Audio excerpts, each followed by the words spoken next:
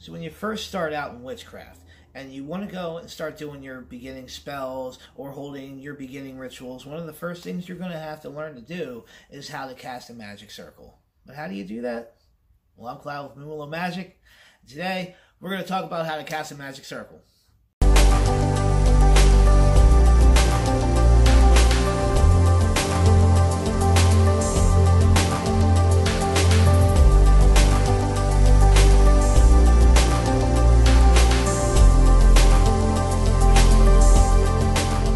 So when you find yourself getting ready to do magic, okay, you want to cast a magic circle, and basically what this is it is a construct of your own energy and a combination of the energies of everything around you that you create, and it has multiple uses, okay? So one of the first things that it's used for, it's used as like a boundary, and it will keep out negative thoughts, negative energies, and the energies outside that you don't want to be in your circle when you're going, when you're doing your magic.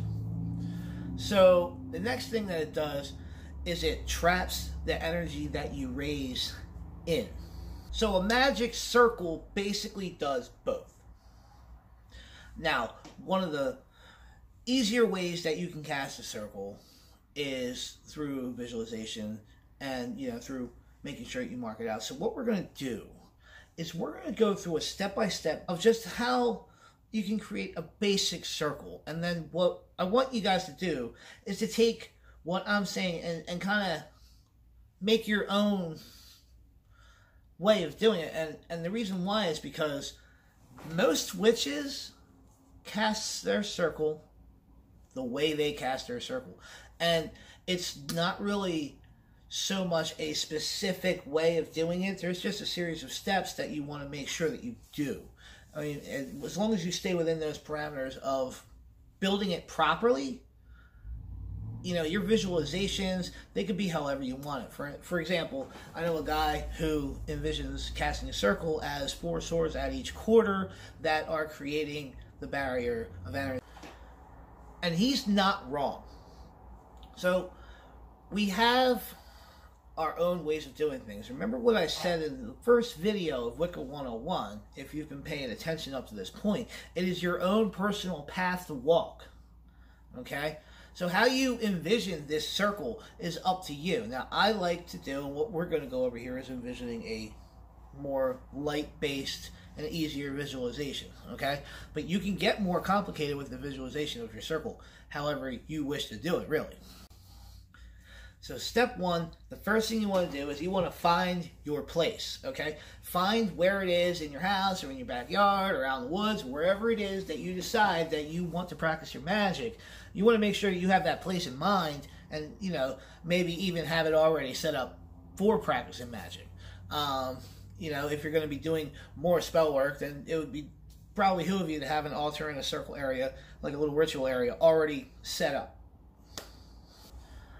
Step 2, you want to mark out your circle, all right? Now, you don't really have to mark out your circle, but you want to have it planned out where everything is, okay? If you're going to do a circle based on the quarters, east, south, west, and north, make sure you grab a compass. Make sure you know whatever you want facing north and facing east is facing north and facing east. And make sure that it's set up, ready for use. Now, if you have an altar, and it's already set up or you plan on using an altar, it's a good place to put it inside your circle, okay? Now, you can put it in the middle of a circle. That's what we do in our coven, okay? But other places will put it to the east quarter. I'm sure there's other covens out there that will put it to the north quarter, wherever, however that coven or whatever tradition you're practicing or however you want to practice it will set it up, whatever works for you. But definitely make sure that you take the time to mark it out to exactly how you want it, okay? Which is going to lead us to our next step. Step 3, create your sacred space, okay? So what you want to do is you want to make sure you cleanse it. You want to make sure that it's clear of any negative energy, clear of any clutter, That's another one that is pretty important to your circle. You want to make sure the space in the area is clean, and you want to make sure that there's no bad juju around there. Some covens will go around it with each element and do their own little incantation as they're going around of, you know, I cleanse this with the element of fire, I cleanse this with the element of water, and just moving forward that way. And some covens will just go around with sage 3 times. It's really up to however you cleanse. Okay, water and salt are very important in the cleansing process. However it is that you cleanse, you want to make sure that the area that you're casting your circle is properly cleansed. Okay, step 4, guys. Here's where we're going to cast the circle. Okay, the first thing that you want to do, if you are up in like a corner of a room, then casting the circle doesn't really require any movement or any circular motion. You just want to make sure that you close your eyes. You want to raise your athame, thamen, athame, athame, however you want to pronounce it. I like to say thamen myself. Okay? And you hold your thamen, or you hold your wand, or whatever it is that you want to use to cast a circle. Okay? Now, if you're using a thamen or a wand, then you're basically projecting your energy through the thamen or wand. You hold it out, and you can stones. If you're up close to a border, you can hold it up, and you can focus it, kind of shrouding you, and then making its way around you. Okay? And you want to visualize this bright light of protection. And you want to feel safe in it. Now, if you are in like an open space, or you have like the setup like we do, where the altar is in the middle, then what I do is I start from the east. I raise my hands, I raise my thamen, I build up energy, and then I begin walking clockwise. Has to be clockwise, okay? We'll go over that in the next video on why. So we'll do it clockwise, starting from the east and making our way around. And I have an incantation that I say as I'm making my way around the circle that I'm casting it.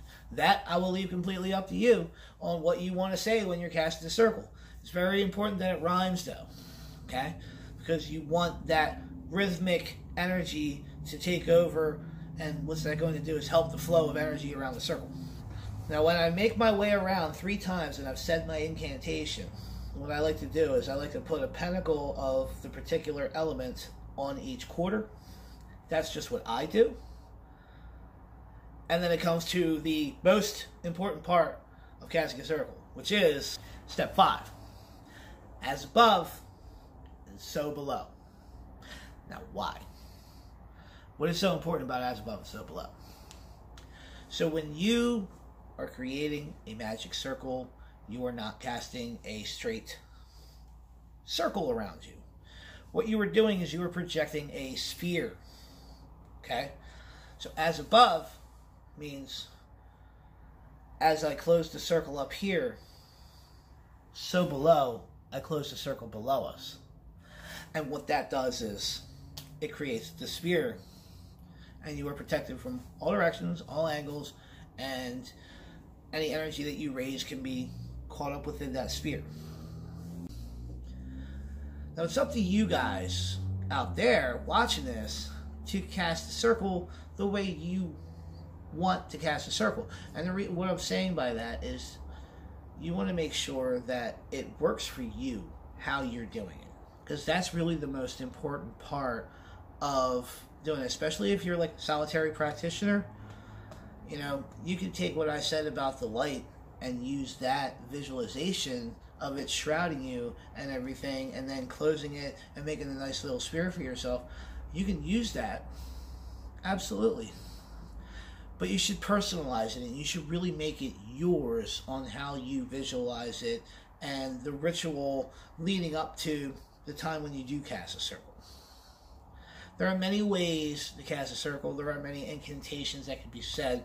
There's a ton of stuff you can find on the internet, and a lot of traditions do it differently. So basically, as long as you're following the basic steps,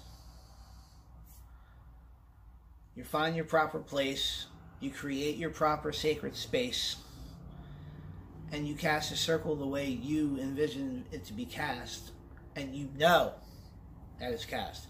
You have to trust yourself, okay?